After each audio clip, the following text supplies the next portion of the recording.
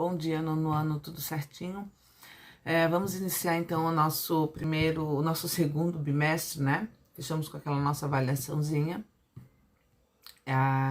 Nós vamos começar agora o nosso segundo bimestre. Nós abrimos o nosso bimestre com um texto, um gênero textual chamado reportagem, né? Vocês já devem ter trabalhado isso bastante até então, e a gente também trabalhou na questão vocês também trabalharam oh meu Deus, no Fundamental 1. Esse tipo de texto recorre assim para nós, né? Ele está no nosso dia a dia. Então, a reportagem, o que significa uma reportagem? Ele é um gênero textual não literário. Por que ele é considerado não literário? Porque ele tem que usar uma linguagem objetiva e clara para os nossos leitores. E aí, a partir desse momento, a gente costuma dizer que é não literário. Vocês vão entender melhor lá no primeiro ano o que é o texto literário e não literário, quando vocês tiverem aula de literatura comigo, tá bom? O repórter é a pessoa que está incumbida a dar essa notícia, a apresentar essa reportagem, na verdade, né? Então, querendo ou não, ele se coloca um pouco assim, o seu ponto de vista, ele escreve exatamente aquilo que ele quer escrever, né? Pode omitir alguns fatos, por exemplo. Classificação da reportagem. Acompanhe nos slides, tá? Então, a reportagem é um tipo de texto que tem o intuitivo de informar. A única função que ele tem é informar sobre um determinado assunto, tá? Ele é um texto expositivo, informativo e descritivo, narrativo e opinativo. Olha quantos gêneros tem dentro desses gêneros, né? Quantos textos tem dentro desse gênero? Então, ele pode aproximar a notícia, pode aproximar tantos artigos opinativos e confundir, tá? O texto expositivo o texto é expositivo, informativo, porque ele expõe sobre um determinado assunto com o intuito principal de informar o leitor.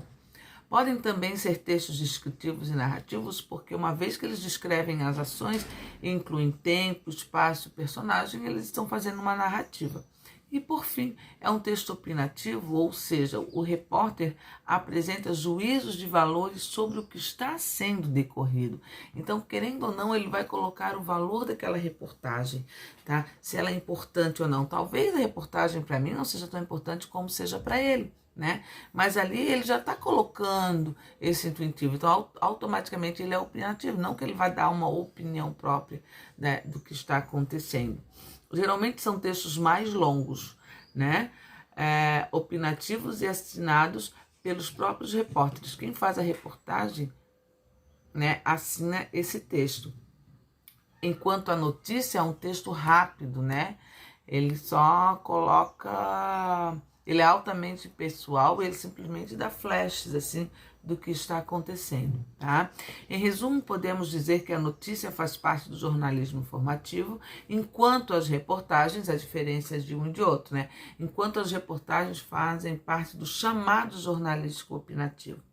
Por esse motivo, a reportagem é um texto que precisa mais tempo para ser elaborado, claro. Ele precisa saber do que aconteceu, ele precisa de argumentos, ele precisa até mesmo de outras opiniões para saber, né? Às vezes uma entrevista com alguém para poder chegar à conclusão daquela reportagem. Por esse motivo, a reportagem é um texto que precisa de mais tempo para ser elaborado, por onde se desenvolve um debate sobre um tema de um modo mais abrangente que a notícia, tá? Aí nós temos, como todo texto, né, a reportagem tem a sua estrutura.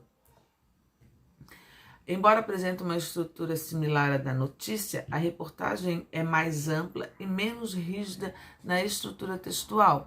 Ela às vezes pode utilizar de outras linguagens, né? Ela pode incluir a opinião e interpretação do autor ou de outras pessoas, né, que presenciaram, né, que querem dar a sua opinião sobre aquela notícia, sobre aquela reportagem, e aí ela automaticamente o autor, o repórter, ele dá a voz àquela pessoa, tá? Aí então nós temos a estrutura ali como nos coloca o slide, que é o título principal e secundário, o lead, e o corpo do texto, tá? Aí na próxima eu coloquei ali coloquei uma reportagem, só que não apareceu, ela cortou, né? Mas ali nós temos as características de uma reportagem, que são textos escritos em primeira ou terceira pessoa, porque depende, né? Quando ele dá a voz a outra pessoa, pode ser utilizado em primeira pessoa. Presença de títulos, né? Que nós temos o principal e o secundário. Temas sociais, políticos e econômicos, é o que circula geralmente no nosso dia, no nosso cotidiano, né? Linguagem simples, clara e dinâmica, como todo jornal. Ele precisa usar a norma culta da língua portuguesa, sim, mas ele tem que ser simples e objetiva, porque a mesma pessoa lá de alta escolaridade que conhece, tem um vocabulário muito amplo, ele vai ler quanto aquele que tem menos escolaridade. Então, o jornal ele tem que atingir a qualquer público, tá? O discurso direto e indireto, né? Direto quando ele tem as perguntas e respostas das pessoas que são entrevistadas para compor a reportagem, e indireto quando ele mesmo assume a resposta da outra pessoa.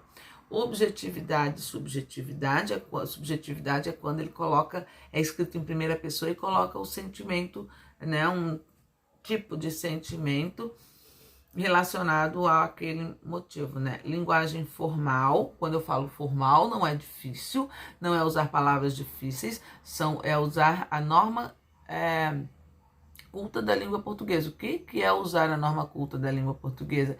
É usar todos os padrões, todas as regras gramaticais, né, que a gente aprende na língua portuguesa, tá?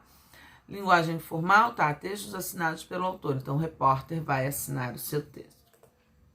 Gente, espero que tenha ajudado. Então, nós temos aqui as páginas e eu quero que vocês, tudo que estiverem aqui não tem para marcar como importantinho, não tem, tá? Então, eu quero que vocês façam as atividades, está descrito no último slide, no penúltimo